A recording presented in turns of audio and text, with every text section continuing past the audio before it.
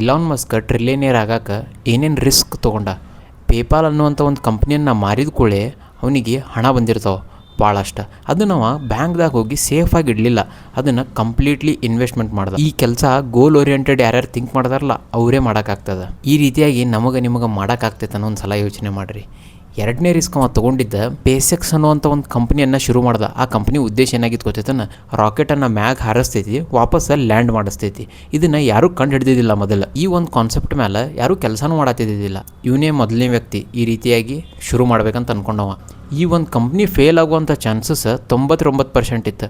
1% ಬರೀ ಚಾನ್ಸ್ ಇದ್ದಿದ್ದ ಅವನ ಮೇಲೆ ಅವನಿಗೆ ವಿಶ್ವಾಸ. ಈ ಸದ್ಯಕ್ಕೆ ಈ ಕಂಪ್ನಿನೂ ಸಕ್ಸಸ್ ಆಗಿ ನಡೆಸಾತಾನ. ಈ ಒಂದು ಕಂಪ್ನಿ ಅವನಿಗೆ ಟ್ರಿಲಿಯನಿಯರ್ ಆಗಾಕ ಸಹಾಯನೂ ಮಾಡೈತಿ.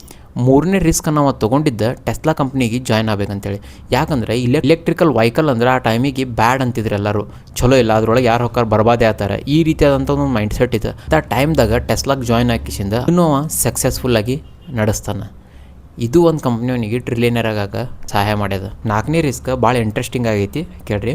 ರಿಸೆಷನ್ ನಡಿ ಟೈಮ್ದಾಗ ಟೆಸ್ಲಾ ಮತ್ತು ಸ್ಪೇಸ್ಎಕ್ಸ್ ಬ್ಯಾಂಕ್ರಪ್ಟ್ ಆಗೋ ಸ್ಟೇಜಿಗೆ ಬಂದಿರ್ತಾವೆ. ಅಂಥ ಟೈಮಿಗೆ ಹೋಗಿಸಿ ನೀವು ಲೋನ್ ತೊಗೊಂಬರ್ತಾನೆ, ತನ್ನ ಮನಿನೂ ಮಾರ್ತಾನೆ, ಲೋನು ತೊಗೊಂಬಂದು ಇಡ್ತಾನೆ, ಈ ಕಂಪ್ನಿಯನ್ನು ನಡೆಸ್ಬೇಕು ನಾ ಅಂತ ಹೇಳ್ಕಿಸಿಂದ.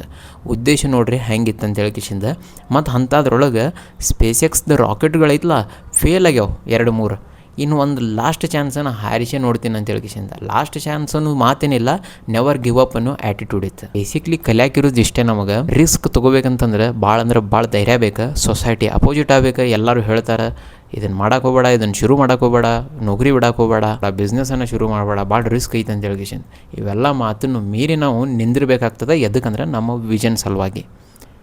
ಇದ್ರೊಳಗೆ ಏನ್ರಿ ನೀವು ಹೊಸ ಲೆಸನ್ಸ್ಗಳು ಕಲ್ತಿದ್ರಂತಂದ್ರೆ ಕಮೆಂಟ್ ಮಾಡೋದು ಮಾತ್ರ ಮರ್ಯಾಕೆ ಹೋಗ್ಬೇಡ್ರಿ.